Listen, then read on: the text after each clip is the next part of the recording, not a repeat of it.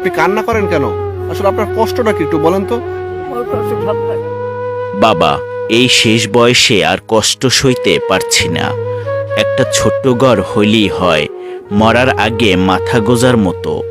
কথাগুলো বলেই হাউমাউ করে কেঁদে ওঠেন ৭০ বছরের বৃদ্ধা হামিদা খাতুন। কান্না থামানোর শক্তিটুকু নেই তার। চোখ দিয়ে শুধু পানি ঝরে, আর দীর্ঘশ্বাসে ভেঙে পড়ে বুক। জীবনের যে সময়টা শান্তির হওয়ার কথা ছিল, সেই সময়টাই তার জন্য সবচেয়ে ভয়ঙ্কর। প্রতিটি সকাল আসে অনাহারের খবর নিয়ে, আর প্রতিটি রাত নামে আতঙ্ক হয়ে। কখন ঘরের টিন খুলে যাবে, কখন বাঁশ ভেঙে পড়ে শরীরের উপর, এই ভয়ে ঘুম আসে না। বরগুনার তালতলী উপজেলার চন্দনতলা গ্রামের একবারে নির্জন প্রান্তে মানুষের চোখের আড়ালে পড়ে আছে তার বসবাস।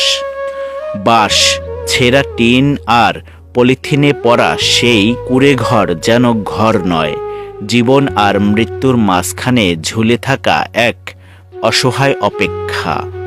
বৃষ্টি নামলে ঘরের ভেতর পানি ঢুকে পড়ে। শীত এলে কনকনে ঠান্ডায় সারা রাত কাঁপতে কাঁপতে জেগে থাকেন। চাদর নেই, লেপ নেই, শুধু ভয় আর অসহায়ত্ব।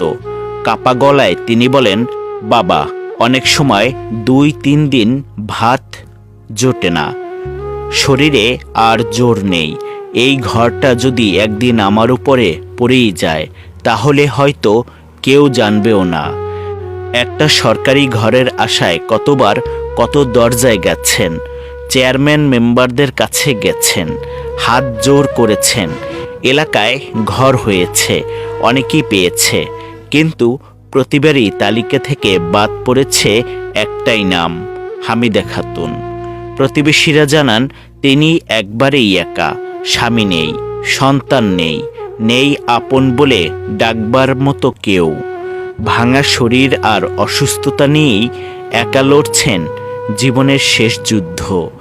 আজ জীবনের শেষ বিকেলের আলোয় দাঁড়িয়ে তার একটাই চাওয়া, মরার আগে যেন একটা নিরাপদ ছাদের নিচে মাথা রাখতে পারেন, যেন বৃষ্টির রাতে ভয়ে কাঁপতে না হয়, যেন শেষ নিঃশ্বাসটা অন্তত শান্তিতে নিতে পারেন।